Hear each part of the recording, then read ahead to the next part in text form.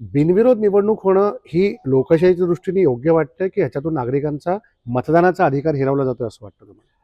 ह्याच्यात दोन गोष्टी मी म्हणेन. एक तर हल्ली ज्या प्रकारे उमेदवार उभे केले जात आहेत, त्यामुळे लोक मतदानाला अतिशय ज्याला म्हणतात ना, की निरुत्साही असतात. बरोबर. आणि त्यात परत भर म्हणून जर ज्याला म्हणतात बिनविरोधी याला म्हणतात, म्हणजे लोकांना असं वाटेल की आपल्याला काय आता कोणी विचारतच नाहीये. कारण हे पक्ष आपापसात सगळं विचार विनिमय करतात. कोणी उभं राहायचं, कोणाला किती काय करायचं ते हे करतात.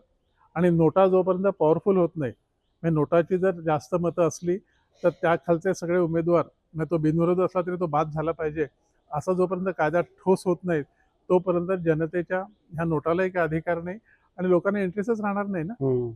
आता तुम्ही बघा बिनविरोध म्हणजे मला वाटतं अजित पवार गटाने दोन गुंडांना काहीतरी पुण्यात की कुणीतरी उमेदवारी दिली आहे. हो. ते दोघे जर बिनविरोध निवडून आले तर मुळीच आश्चर्य वाटायला नको.